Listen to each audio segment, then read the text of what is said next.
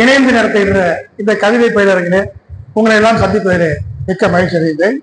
குறிப்பாக இவ்வளவு மாணவர்கள் உட்கார்ந்துருக்கீங்க, எனக்கு ரொம்ப மகிழ்ச்சியா இருக்கு. நானே ஒரு 28 ஆண்டுகள் ஒரு கல்லூரியில பணியாற்றி ஓய்வு பெற்றவங்க தான். ஏன்னா நீங்க எல்லாம் எதுக்கு வந்து உட்கார்ந்துருக்கீங்க? அதாவது ஆரம்பத்துல ஒரு சின்ன விஷயம், இப்போ உங்களுக்கு கவிதை பிடிச்சி வந்திருக்கீங்களா, எதுக்காக வந்திருக்கீங்கன்னு உங்களுக்கு தெரியாது. ஒரு பழைய படத்துல வந்து ஒரு கிணத்துக்குள்ள ஒரு பிள்ளை விழுந்துடும், எல்லாரும் எட்டி பார்த்துக்கிட்டே இருப்பாங்க. திடீர்னு நடிகர் வந்து செந்தில் உள்ள கொடுத்து அந்த குழந்தையை காப்பாற்றிடுவார். ஆனா வெளியே வந்து எல்லாம் பாராட்டம் கோபமா இருப்பாரு. ஏன் அப்படின்னு கேட்பாங்க, எவன்டா என்னை பிடிச்சி உள்ள தள்ளி விட்டது? அது மாதிரி உங்களை யாரோ பிடிச்சி உள்ள தள்ளி விட்டு, உங்க பேராசிரியராக இருக்கலாம், உங்கள் தமிழ் துறை ஆசிரியராக இருக்கலாம், இல்லை உங்க தாளாளராக இருக்கலாம், முதல்வராக இருக்கலாம், ஆனா வந்துட்டீங்க. ஆனா காலையில இருந்து பார்த்துக்கிட்டு எல்லாம் கொஞ்சம் மலர்ச்சியா கொஞ்சம் மொபைல்ல படம் பார்க்காம இதை கவனிச்சுக்கிட்டு இருக்கீங்க. ஆனா நான் உங்களை தான் பேச போறேன்.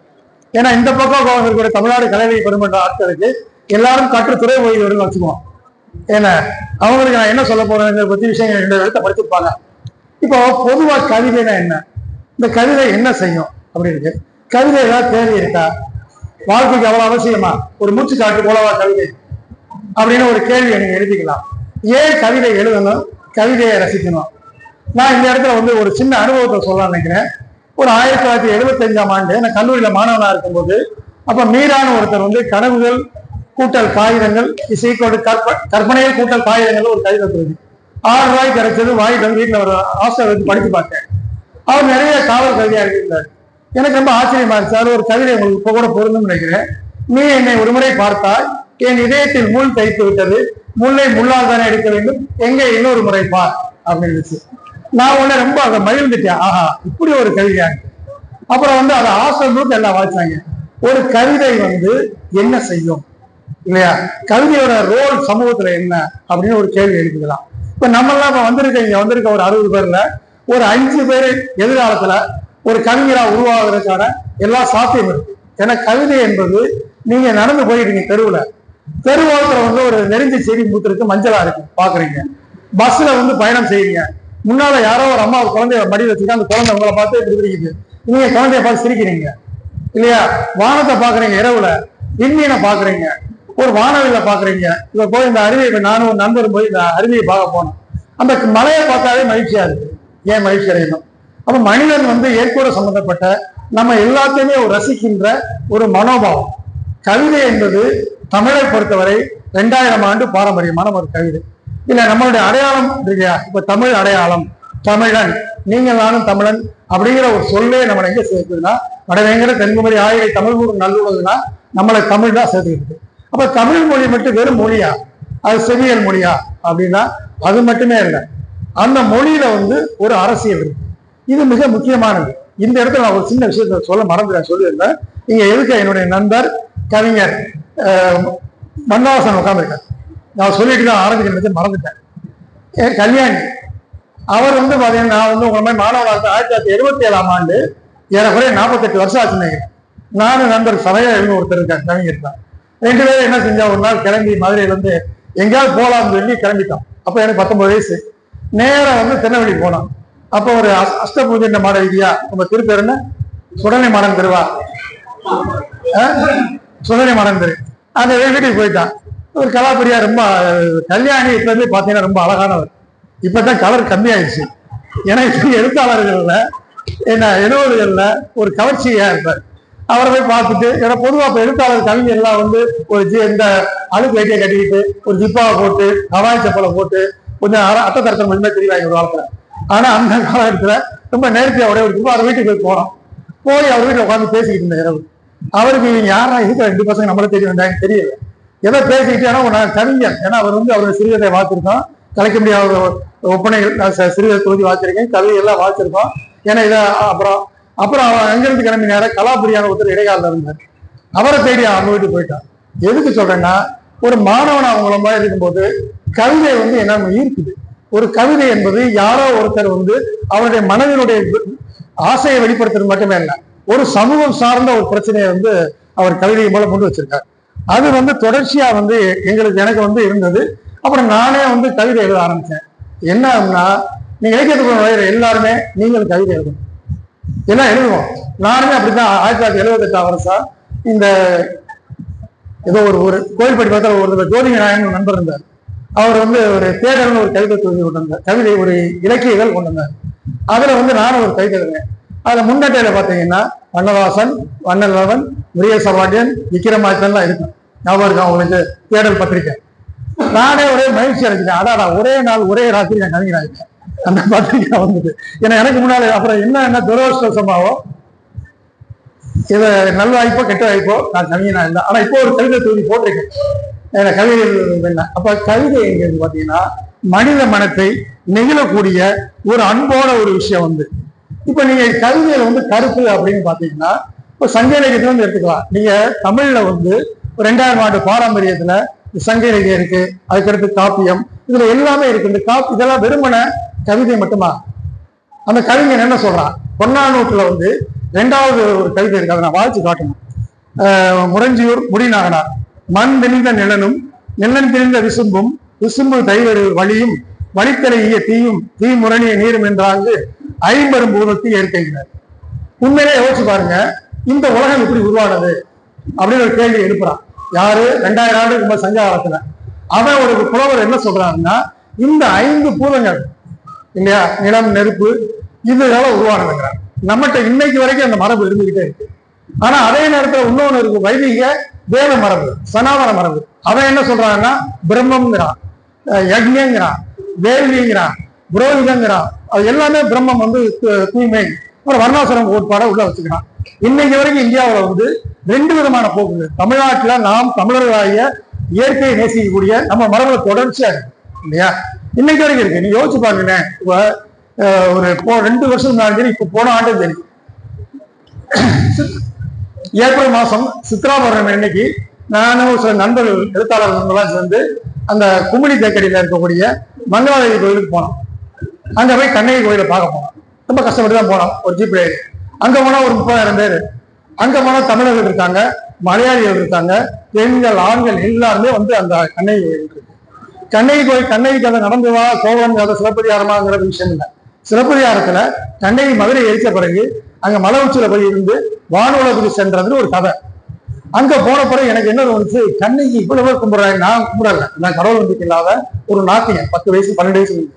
ஆனா கண்ணகியை பார்க்கும்போது எனக்கே ஒரு சின்ன ஒரு சிலிப்பா இருந்துச்சு. ஏன் இந்த பொண்ணை வந்து கண்ணகி யார் அப்படின்னு நான் கேள்வி எழுந்தேன். இந்த மலை உச்சியில் உட்கார்ந்து மங்களாதேவி இல்லை, கண்ணகி என்பவள் கணவனை இழந்த ஒரு கைமண் இல்லையா. அந்த கைமண்ணை வந்து என்னன்னா, இன்று வரை தமிழர்களாக நாம் ஒரு பத்தினி கரவா கும்பிடுறோம். யார் செஞ்சா? இளங்கோடியில செஞ்சுட்டாரு, அவர் பத்தினி கரவை ஆக்கிட்டாரு. நம்ம இந்த 1500 ஆண்டுகளா வந்து ஒரு கணவனை இழந்த பெண். ஏன்னா நம்மகிட்ட வந்து நல்லதங்கால் கதைகள் வந்து நாட்டுப்புற தெய்வங்கள்ல நிறைய பெண் தெய்வங்கள் நம்மகிட்ட இருக்கு தமிழ்ல. நம்மளுடைய மரபு குலதெய்வ மரபு. அப்ப அந்த சிலப்பதிகாரம் என்பது வெறுமன ஒரு காப்பியம் மட்டுமல்ல, உலகத்தினுடைய செவியல் மொழியில் சொல்லக்கூடிய சைன மொழி, சீன மொழி, கிரேக்க மொழி எல்லாத்துலயும் வந்து கடவுளுடைய கட்டுக்கதைகள் தான் இருக்கு. சமஸ்கிருதத்தில் பூராமே கட்டுக்கதைகள். ஆனா தமிழ்ல இருக்கக்கூடிய செவியல் மொழியில நாம் இயற்கையை நேசிக்கின்றோம், இயற்கை நமக்கு உள்ளது. ஒரு கண்ணகி மாதிரி கணவனை இழந்த பெண்ணை ஒரு பத்தினி கடவுளா 2000 ஆண்டு ஆகுது. இன்னைக்கு கண்ணகின்னு பேர் வச்சுருக்காங்களா இல்லையா? நாட்டரசு மட்டத்தில் கண்ணகி கோயில் இருக்கா இல்லையா? அப்ப நம்ம இந்த கவிதை என்பது ஒரு அரசியல் சார்ந்ததான். ஆனா நீங்க அப்ப கேட்கலாம், அப்ப வெறுமன அரசியல் சார்ந்தது மட்டும்தான் கவிதை. அப்ப கவிதையில வந்து நீங்க ஒரு ஔவையாரோட பாடல் இருக்கு.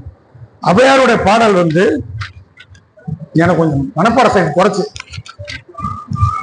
அகவன் மகளே அகவன் மகளே மனவு கோப்பண்ண நன்னெடுங்கூந்தல் அகவன் மகளே பாடுக பாட்டு இன்னும் பாடுக பாட்டு அவர் நன்னெடுங்குன்றம் பாடிய பாட்டு இல்லையா.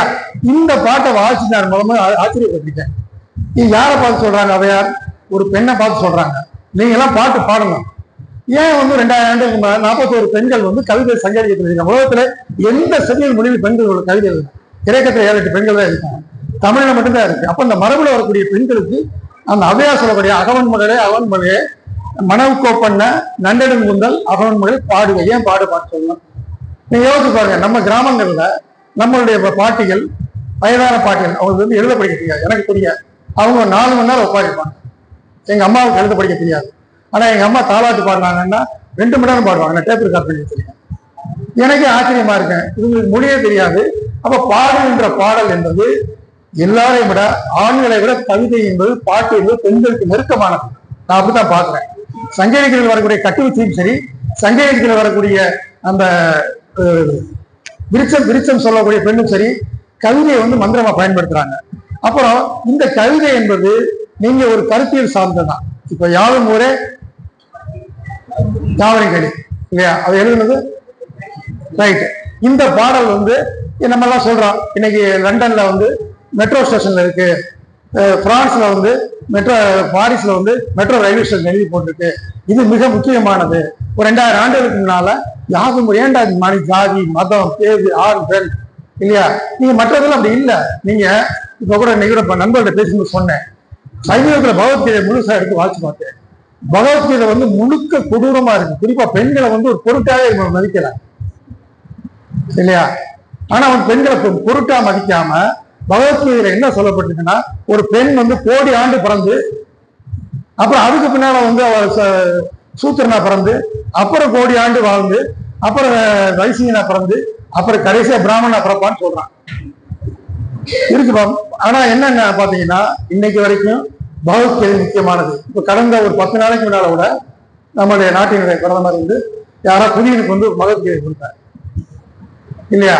இப்ப நான் அதே நேரத்தில் இன்னொரு விஷயம் சொல்லணும். இந்த சிலப்பதிகாரத்துல கண்ணகியை சொல்லும் போது நான் இன்னொரு அரசியலையும் சொல்லி ஆகணும் இல்லையா. நாம் வந்து இன்னைக்கு வரைக்கும் நம்ம இறந்த போன பாட்டிய, தீயில செத்த பாட்டிய குலதெய்வமா பல பேர் கும்பிடுறோம்.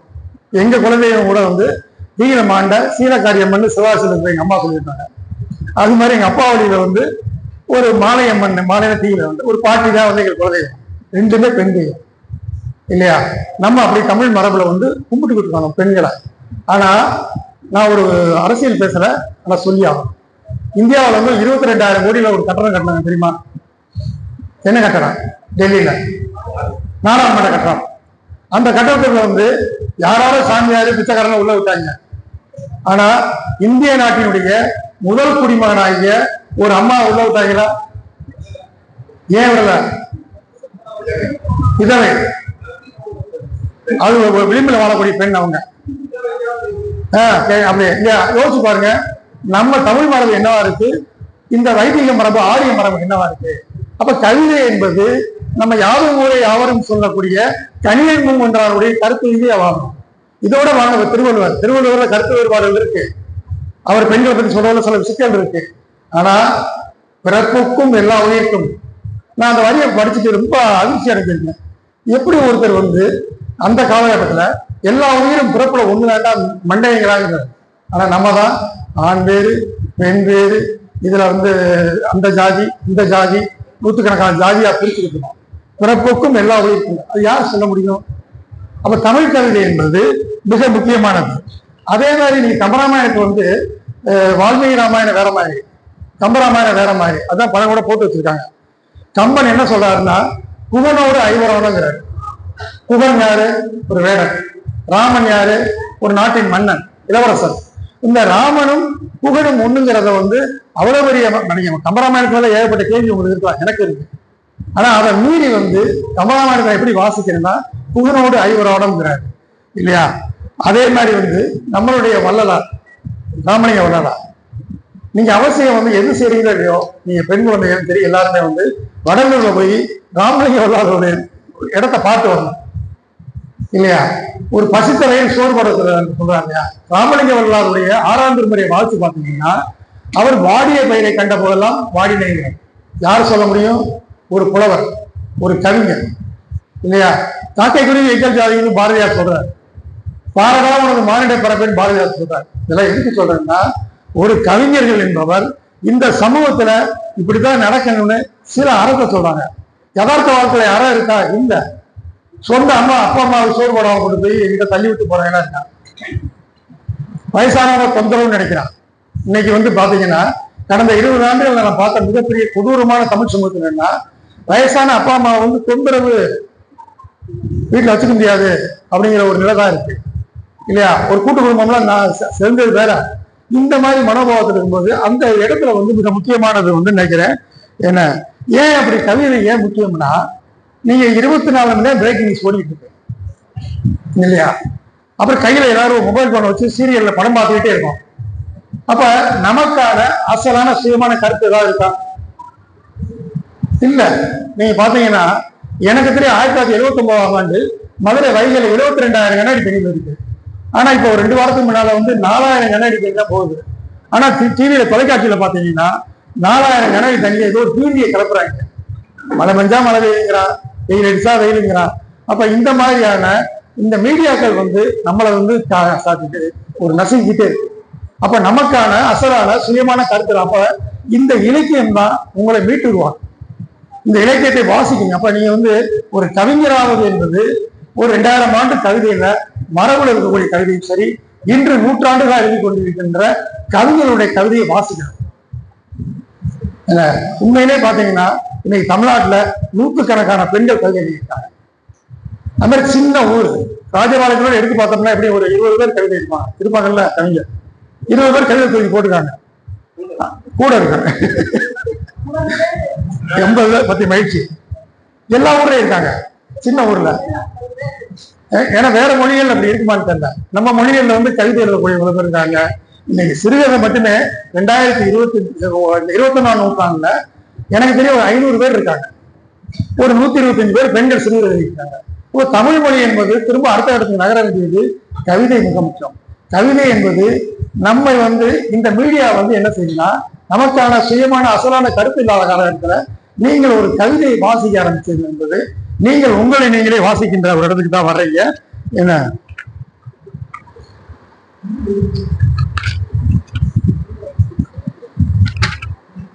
யாராச்சா 10 நிமிஷம் சரி எடுத்துக்கலாமா? நன்றி. இப்போ தமிழ் மரபுல வந்து கவிதைங்கிறது புரியலன்னு சொல்லலாம் இல்லையா? இப்போ நான் என்னுடைய அனுபவத்தை சொல்ல நினைக்கிறேன். ஒரு நாள் MA படிக்கின்ற மாணவி எங்க கல்லூரி லைப்ரரிக்கு வந்தார். இப்ப இருக்காரு நம்ம நண்பர் சேதுபதி. அவர் என் கல்லூரி மாணவர் தான். ஏன்னா கூட லைப்ரரியில கிடப்பாரு. இன்னைக்கு ஒரு இடத்துக்கு வந்திருக்காரு, லைப்ரரியில கிடந்து லைப்ரரியிலே புக்கு வாங்கிட்டு என் கூட இருப்பாரு. அது மாதிரி ஒரு MA மாணவி வந்து என்கிட்ட கேட்டாரு, சார் கவிதை வாசிங்க சார், ரொம்ப ஈஸியான கவிதையா சொல்லுங்க. நான் என்ன சொல்லுவீங்க? நான் ஒண்ணு ரொம்ப ஈஸியான கவிதையான்னு சொல்லிட்டு நான் உடனே எனக்கு பாரதியார்னு தோணுச்சு. இங்க பாருங்க, நம்ம மண்டை ஒரு மண்டை வித்தியாசமான மண்டை தானே. ஏன்னா முதல்ல உள்ள வரும்போது பாரதியார் வாசி ஈஸி நினைச்சிக்கிட்டு இருந்தாங்க. நான் உடனே அந்த பொண்ணுக்கு ஒரு பாரதியார் கவிதை கொடுத்து இது ரொம்ப ஈஸியான கவிதை படிச்சு பாருவான்னு கொடுத்தேன். அந்த பொண்ணு போயிட்டு ஒரு 10 நாள் கழிச்சு திரும்ப லைப்ரரிக்கு வந்துச்சு. நான் கல்லூரி நூலகம், சார் பாரதியார் புரியவே இல்லை சார். தமிழ்ல MA படிக்கிற மாணவி, என்னங்க MA படிக்கிற மாணவி இல்லையா? நம்ம என்ன நினைக்கிறோம், இப்ப எளிமா வந்து பாரதியார் ரொம்ப எளிமையானது என் மனசு சொல்லுது. ஆனா அந்த பொண்ணு எனக்கு வந்து ஒரு ஆசா, நீ இல்ல பாண்டியன் அப்படி இல்லை, கவிதைங்கிறது வேற ஒன்று. ஏன்னா நீங்க வந்து தொடர்ந்து வாசிக்கிறீங்க, தொடர்ந்து ரசிக்கிறீங்க, தொடர்ந்து கவிதைகளை பயணம் செய்றீங்க. நீங்க கவிதை மொழியை உங்களுக்கான ஒரு கவிதை மொழியை உருவாக்க அதுதான் வந்து கவிதையை நீங்க புரிந்து கொள்ள வரும். ஏன்னா ஒவ்வொரு கவிஞரும் வந்து ஒரு மனநிலையில வெவ்வேறு விதமா எழுதுறாங்க. இப்போ தமிழை பொறுத்த வரைக்கும் பாத்தீங்கன்னா இப்ப கவிதை என்பது மங்களா கலங்களா திருகிற மொழியில புரியாம இருக்கு அப்படின்னு என்கிட்ட சில பேர் சொல்லுவாங்க. பொதுவா மாணவர்களுக்கு அப்படி இருக்கும். இப்போ உங்களுக்கு கூட நீங்க லைப்ரரியில போய் புத்தகம் எடுத்தீங்கன்னா இந்த கவிதை புரியவே இல்லை அப்படின்னு சொல்லக்கூடியதுதான். உண்மையிலே கவிதை புரியறதை பத்தி என்ன செய்யுது? கவிதை ஏன் புரியணும் புரியக்கூடாதுன்னு ஒரு கேள்வி நம்ம எழுதிக்கலாம். கவிதை புரியணுமா புரியக்கூடாதா? புரியணும். ஆனா பல கவிதையை வாச்சா ரொம்ப குழப்பமா இருக்கு. ஏன் அப்படி? குறிப்பா வந்து என்ன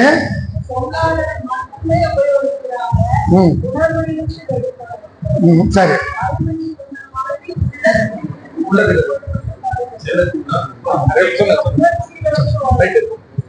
அப்போ உங்க பேருமா? இப்ப அவங்க தெளிவாகவே சொல்றாங்க, உள்ளத்திலிருந்து வரணும் அப்படிங்கிறாங்க.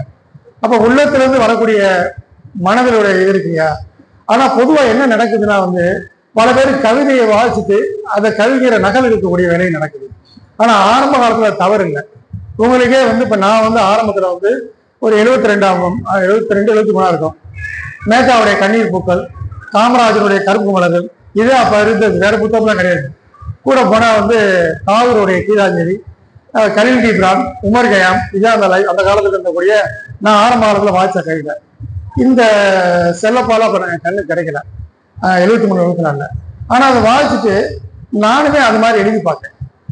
என்ன இப்ப நீங்க இருக்கக்கூடிய மாணவர்கள் நீங்க என்னன்னா ஒரு கவிதை, எந்த கவிதையா இருந்தாலும் பாரதியா இருக்கலாம், பாரதிதாசனா இருக்கலாம், இந்த கவிதையை வாசிச்சு பார்த்து உங்களுக்கான ஒரு ஆரம்பத்தில் அகலெடுப்பு தவறல்ல. ஆனா ஒரு கட்டத்துக்கு மேல நீங்க உங்களுக்கான ஒரு மொழியில கட்டமைச்சு ஒரு கவிதையை கண்டுபிடிச்சீங்கன்னா நீங்க கவித்துவமா எழுத முடியும். ஏன்னா கவிஞன் என்பவன் வெறுமன சொற்களை வைத்துக் கொண்டு விளையாடுகின்ற ஒரு விளையாட்டு ஜாலதாரி இல்லை. எனக்கு தெரிய எல்லா பெரும்பாலான கவிஞர்கள் வாழ்க்கையை கண்டுபிடிக்கிறான் இல்லையா, கவிதை மூலம் கண்டுபிடிக்கிறான். அந்த கவிதை மொழி மூலம் அவன் கடந்து வந்த அனுபவத்தை தான் சொல்றான். இப்ப நீங்க ஷேக்ஸ்பியர் இருக்காரு, அவருடைய நாடகங்கள் இருக்கு. அவருடைய ஒத்தோலோ ஒரு நாடகத்தை எடுத்துக்கோமே.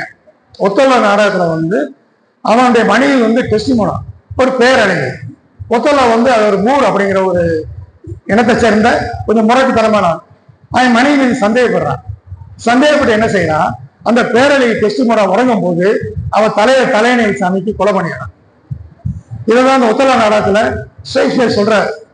இந்த கதையை நீங்க வாசிச்சு பார்த்தீங்கன்னா இந்த கதையை எப்படி வாசிப்பீங்க, இந்த கதை உங்களுக்கு என்ன சொல்லும் அப்படின்னு ஒரு கேள்வி இருக்கு. நீங்க கவிதையை வாசிக்கும் போது நீங்க பின்னால் எழுத போறீங்க. ஆனா வாசிக்கின்ற கவிதையை வேறொரு வாசிக்கு உட்படுத்தணும்.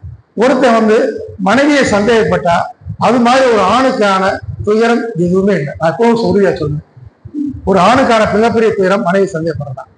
நீங்க அதே கொஞ்சம் ராமாயணத்துக்கு பாத்தீங்கன்னா ராமாயணத்துல ராமன் என்ன சொல்றாங்க, ரொம்ப நல்லவர், வல்லவர், ஏகபத்தினி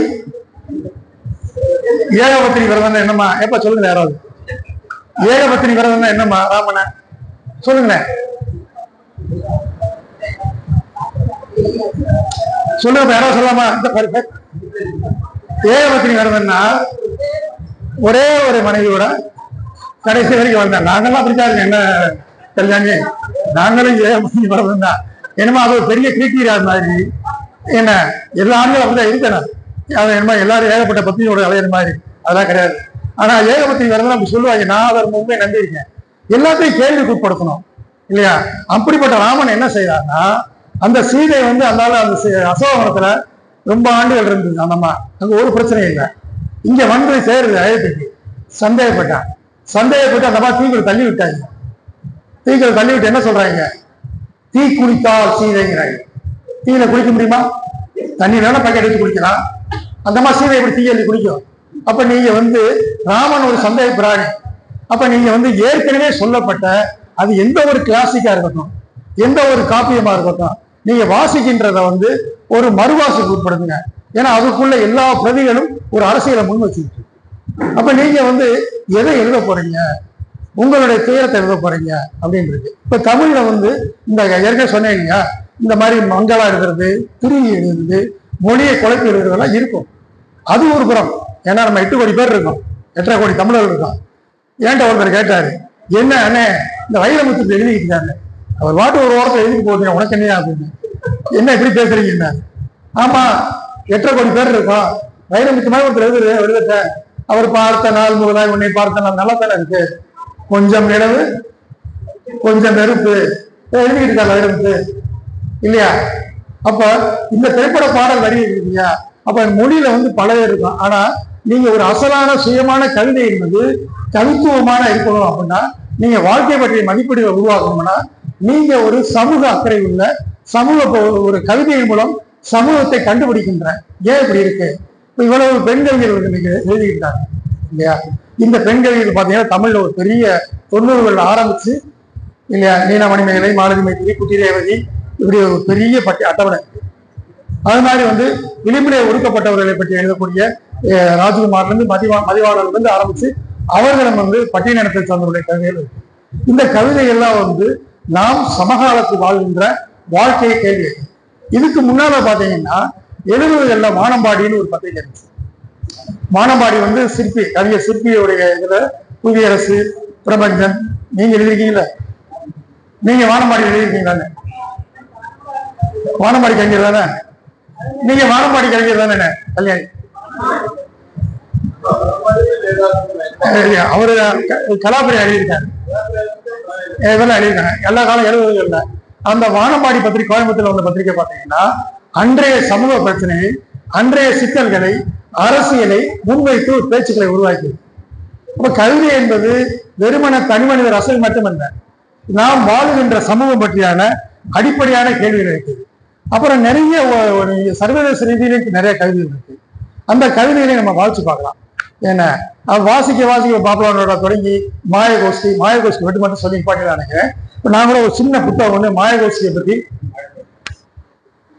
அவருடைய ஆட்டோபயோகிராபி.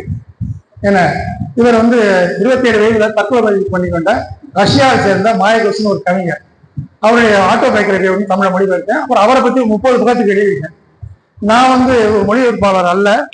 ஆனா ஒரு மாயகோஷ்டி வந்து அவ்வளவு பெரிய ரஷ்யாவில் வந்து புரட்சி நடக்குது 1917. அவர் மாணவனா இருக்கும்போது இருந்த காலத்தை அரசியல்ல உள்ள போறாரு, அரசியல் கல்வி எழுதுறாரு. புரட்சி முடியுது 1917 நவம்பர் புரட்சி முடிஞ்சோன்னா அவர் நேர போய் உட்கார்ந்து போல்ஷிக்குகள், கம்யூனிஸ்ட் இந்திய சமூக ஜனநாயக கட்சியில் சேர்ந்து அவர் கவிதை எழுதுறாரு, சுவரட்டி கவிதை எழுதுறாரு, தொடர்ச்சியா எழுதிக்கிட்டே இருக்காரு. அப்புறம் அவரை வந்து அந்த சமூகத்துல வந்து மிக முக்கியமான ஒரு ஆளுமையா வந்து அவர் கவிஞராக இருக்காரு. ஏன்னா அவருக்கும் அந்த லெனின் வந்து அவருடைய கவிதையை மேற்கோள் காட்டி பேசுறாரு. அவர் எழுதுகிற நாடகங்கள் ஒரு எழுத்தாளர் என்பது கவிஞர் என்பது சாதாரண அல்ல. அவ்வளவுடைய சோழத்திரிஷாவில் புரட்சி முடிஞ்சு அவருடைய சொந்த பிரச்சனை யாருன்னா தற்கொலை படிக்கிறார் மாயகோஷ்டி. ஆனா அந்த கவிஞனுக்கு வந்து ரஷ்யாவில் வந்து அவர் பிறந்த ஊருக்கு அவர் பேரை வச்சிருக்காங்க.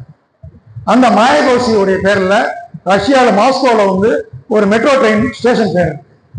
அவர் வாழ்ந்த இடத்துல வீட்டுக்கு வந்து ஒரு நூலகம் இருக்கு. அப்புறம் இன்னொன்று வந்து ஆர்கிவ்ஸ் இருக்கு இன்னொரு கட்டடத்துல. அது மட்டும் இல்லாம ஒரு முக்கியமான சதுக்கத்துல 20 பேரத்துல மாயகோஷ்டி செலவழிக்கிறாங்க. ஏன் சொல்றேன்னா புரட்சியில வந்து நிறைய பேர் ட்ராட்ஸ்கில இருந்து பல்வேறு ஆட்கள் பங்கேற்றாங்க. அவங்கள வந்து புரட்சி வந்து ரஷ்ய புரட்சி சொல்லுது. ஆனா ஒரு கவிஞனை வந்து கொண்டாடி ஒரு சமூகம், ஏன்னா கவிஞன் மக்களுக்கான இல்லையா, அவ்வளவு சோத்திரிஷால புரட்சியில ஆயுதம் வாங்கி எழுச்சி நடத்தி போல்ஷிவிக்கிற ஆட்சியை பிடித்த பிறகு அந்த மக்கள் வந்து அங்க இருக்க அரசியல்வாதிகளும் சரி எல்லாருமே வந்து மாயகோஷ்டி கொண்டாங்க. உலகத்துல பாப்புலரோட இருந்து இருக்காங்க. இப்ப கவிஞன் என்பவன் வெறுமனை வந்து அல்ல கை அல்ல. கவிஞன் என்பவன் வெறுமனை வந்து ஒரு சாதாரண மனிதன் அல்ல, ஒரு சமூகத்தினுடைய ஆன்மாவாக சொற்களின் மூலம் சமூகத்தை தட்டி எழுப்புகின்ற மிக முக்கியமான பணியை செய்யலாம். இப்ப நீங்க வந்து இளைஞர்கள் மாணவிகள் வந்திருக்கீங்க. இப்ப நான் பேசுற பேச்சு எந்த அளவுக்கு நீங்க உள்வாக்கியது இல்லை. ஆனா உங்கள இருக்கிற ஒரு 4 பேராவது நூலகத்துக்கு போய் கவிதையை எடுத்து வாசிச்சு கவிதைக்குள்ள என்ன இருக்கு. ஏன்னா கவிதை என்பது 2000 ஆண்டு பாரம்பரியத்தில் வருது. நீங்க அப்படி உருவாகணும். ஏன்னா பயிலரங்கம் என்பது நீ கவிதையை பற்றியான கருத்தரங்கு சொல்லலாம் ஒரு புறம்.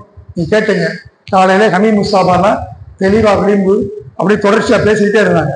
இதெல்லாம் சொன்னாரு. ஆனா முஸ்தபா சொன்னாரு. ஆனா அதற்கு மீறி இந்த பயிலரங்கத்துடைய நோக்கம் என்னவா இருக்குன்னா, நீங்கள் எதிர்காலத்தில் ஒரு கவிஞர்களா உருவாக்கணும். அம்மா சொன்னாங்க இல்லையா, ராஜமாநிலத்தில் 50 பேர் இருக்காங்கன்னா இன்னும் ஒரு 5 ஆண்டு கழிச்சு வந்தா இன்னும் 100 எண்ணிக்கை பெருகும். ஏன்னா கவிதை தான் நம்மளை வந்து சமணம் அமைதிப்படுத்துது. கவிதை நம்மளை புரிந்து கொள்ள வருவது, சமூகத்தை புரிந்து கொள்வது. கவிதையின் மூலம் நாம் கனவு காண்கின்றோம் இல்லையா. அப்படிப்பட்ட கவிதை குறித்தான அப்படி ஒரு வாய்ப்பை நாம் ஏற்படுத்தி கொடுத்திருக்காங்க. தோழர்களுக்கு நன்றி. இப்ப நீங்க ஏதாவது என்ற கேள்வி கேட்கலாம். ஒரு 5 நிமிஷம் பேசலாம். என்னை மறுத்து கூட பேசலாம், இல்லை என் கூட ஏதாவது கலந்துரையாட விரும்பினா விரும்பலாம். ஏன்னா ஒரு